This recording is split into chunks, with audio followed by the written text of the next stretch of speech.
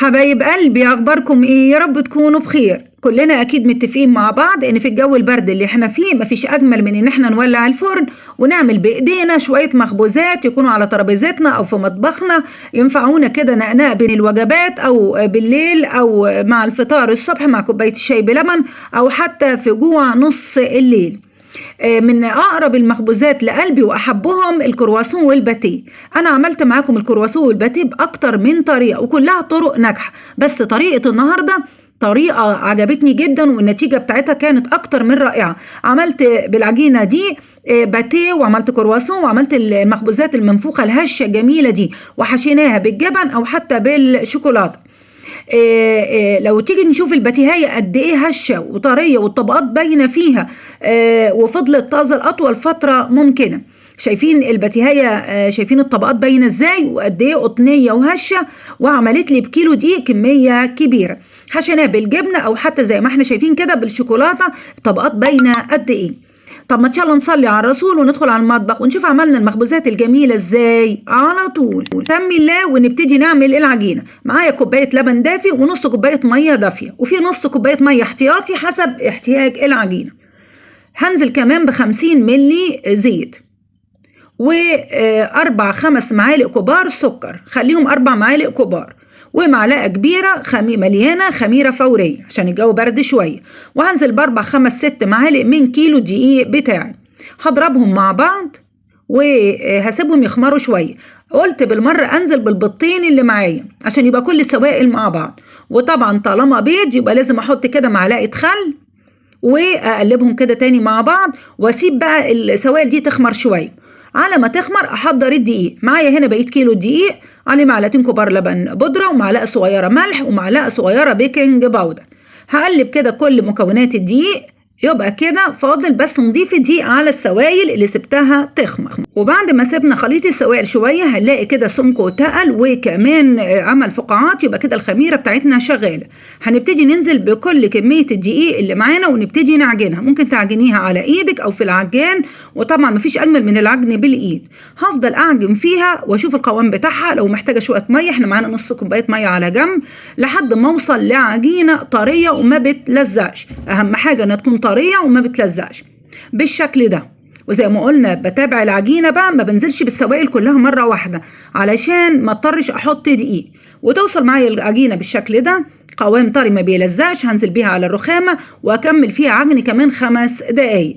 وبرضو اعمل الاختبار اللي احنا قلنا عليه، باخد حتة من العجينة وبشدها. لو لقيتها بتتمط معايا من غير ما تتقطع يبقى كده وصلنا يعني العجن اللي انا محتاجاه. وقلنا بنعجن تقريبا من 8 ل 10 دقايق. احط بقى العجينه بتاعتي في الطبق الممسوح كده بالزيت واسيبه يخمر حسب الجو اللي عندك، واغطيه كده ببلاستيك غذاء او اي كيس عندك. وبعد تقريبا ساعه ساعه ونص في الجو البرد اللي احنا فيه، بسم الله ما شاء الله العجينه وصلت للقوام ده. هنزل بيها على الرخامه وابتدي بقى اقطعها ل20 كوره. وعينك بقى كلها نظر وايديكي ميزان. عندك ميزان ماشي، ما عندكيش كده بايديكي. انا عايزه من الكيلو دقيق ده يطلع لي 20 كورة. وبعد ما اقطع كده اكورها وادي وشها كده الشكل الاملس، وارصها في طبق مدهون دقيق. وكمان هسيبها ترتاح كمان ربع ساعة. كل ما العجينة اللي انا قطعتها دي ارتاحت هتتفرد معايا وما تتعبنيش وانا بفردها. ادي كده ال20 كورة هغطيهم واسيبهم ربع ساعة علشان ترتاحي لما تيجي تعجنيها. بعد 10 دقايق مع رشة دقيق وهبتدي افرد كورة كورة من دول. يعني الكورة تعمل لي كده طبقة بحجم الرغيف زي ما احنا شايفين. احط بقى العجينة المفرودة دي في طبق ممسوح بالدقيق، وامسح وش العجينة كده بالزبدة الطرية وارش عليها رشة دقيق بسيطة. تاني كده ادي معايا كورة من الكور فردتها على قد الرغيف بالشكل البسيط ده، وطول ما هي مرتاحة بتتفرد معايا بكل سهولة. واحطها على الطبقة اللي قبليها وهمسحها برضو بالزبدة الطرية وارش عليها رشة بسيطة من الدقيق. ده يساعدني في توريق العجينة. انا عندي 20 كور، هاخد 10 كور اعملهم على بعض وال10 التانيين مع بعض. يبقى انا هعمل من ال20 كورة دول طبقين، كل طبق فيه 10 طبقات بالشكل ده. هفضل بقى كل شوية افرد العجينة واحطها فوق اختها لحد ما اوصل للطبقة ال10. الطبقة ال10 دي بقى مش بدهنها زبدة، انا بمسحها بالدقيق وهغطيها بكيس بلاستيك او بالبلاستيك الغذائي وهدخلها التلاجة ساعة. ودي ال10 أرغفة أو ال10 كور التانيين مسحتهم برضو بالدقيق، هغطيهم وادخلهم في التلاجة كمان ساعة. وبعد ما سيبنا العجينة ارتاحت في التلاجة ساعة ساعتين هنزل بيها على الرخامة، رش دقيق من على الوش، اضغطي عليها ضغط خفيف، وبالنشابة بتاعتك ابدأي بقى افردي على قد ما تقدري. أنا عايزة مستطيل سمكه نص سنتي. خدي العجينة كده شمال ويمين واقلبي اللي فوق تحت واللي تحت فوق، أهم حاجة يبقى سمكه كله متساوي. افردي لحد ما توصلي العجينة سمكها نص سنتي. شايفين بطبقها شمال ويمين، العجينة معايا روعة ما بتتقطعش، معجونة كويس ومرتاحة كويس. وبعد ما وصلت بالشكل ده هبتدي أقسم العجينة دي نصين عشان أعرف أشتغل بيها على الرخام. هاخد كده أول نص والنص التاني هغطيه عشان ما ينشفش، وأظبطه كده بالنشابة. أجيب قطعة البيتزا وأساوي كده الأطراف، وابتدي بقى أعمل أول شكل. هعمل شوية باتيه بالجبنة، بقطع النص ده كده مستطيلات بالشكل ده. عندي بقى حته جبنه براميلي، حطيت عليها حته جبنه فيتا، عايزه تحطي بقدونس، عايزه تحشي بالجبنه بسطرمه بجبنه رومي زي ما تحبي، عايزه تحشي بالشوكولاته زي ما تحبي. بس انا قلت هعمل النص العجينه دي حادق بالجبن والنص التاني بالشوكولاته. بكل بساطه حطي حته الجبنه واضغطي كده على الاطراف عشان العجينه ما تطلعش منك بقى في التسويه، ولفيها. يبقى كده عملنا اول شكل شويه باتيه حادق. شايفين؟ ظبطي كده العجينة السمك متساوي كده، عملنا شوية باتيه بالجبنة. النص التاني برضو هظبطه واقطعه بقى مثلثات عشان اعمل شوية كرواسون بالشوكولاتة. يبقى من عجينة واحدة بعمل اكتر من شكل، بديها قطع كده من ناحية القاعدة. وعندي بقى شوية شوكولاتة كانوا متكسرين مركونين في التلاجة، قلت استخدمهم واعمل بيهم الكرواسون. ممكن برضو تحشيه بالجبنة، تحشيه شوكولاتة نوتيلا اللي انتي عايزاه بالشكل ده. شايفين البساطة؟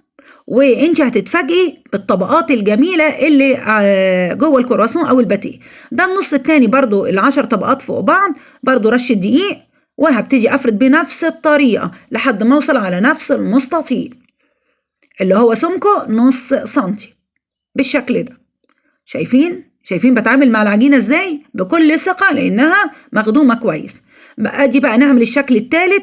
هلف العجينة اسطوانة كأني بعمل سينابون. لف المستطيل ده كله اسطوانة وقفليه كويس من ناحية القاعدة بالشكل ده. وابدأي بقى بالسكينة بتاعتك قطعيه صباعين بمقدار صباعين بالشكل ده.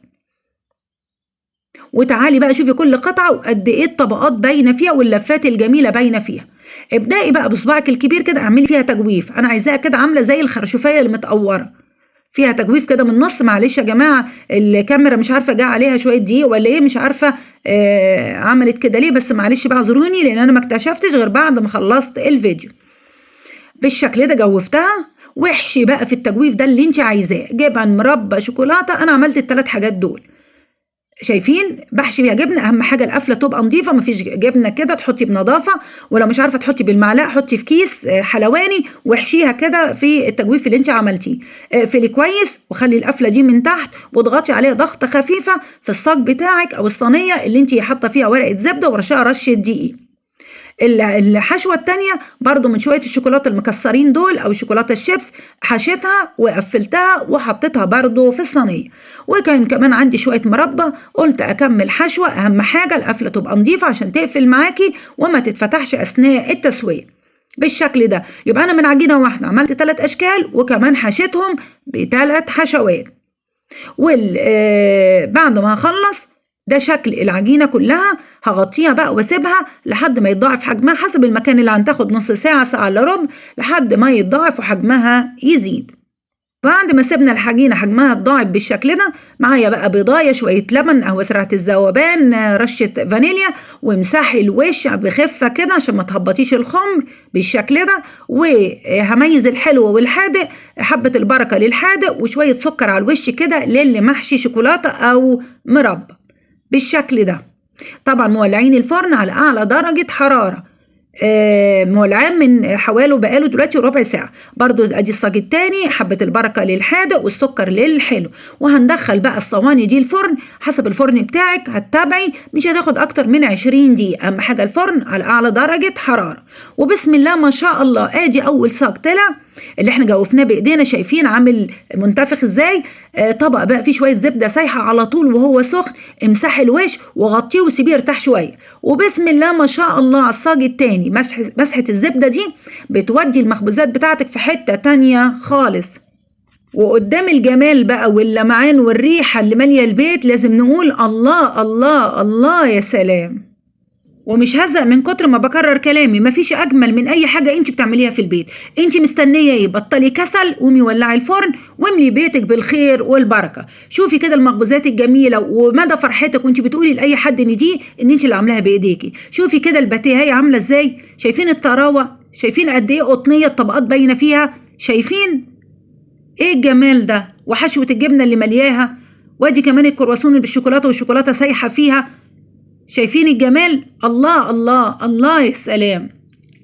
بكيلو دقيق عملنا كل الكمية دي. انزلي انت هاتي كيلو باتيه وعديهم وشوفي الفرق في الكمية والبركة، وما تخليش حد يضحك عليكي.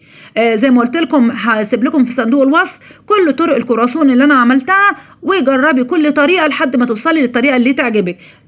بس انا بنصحك جربي الطريقة دي وسوي في الفرن ودفي بيتك واملي بيتك بالخير والبركة. ودي كانت وصفتنا النهاردة، اتمنى ان انتوا تجربوها وسيبوا لي رأيكم في التعليقات. سبسكرايب وشير ولايك، وتابعوني مع سماسم في المطبخ.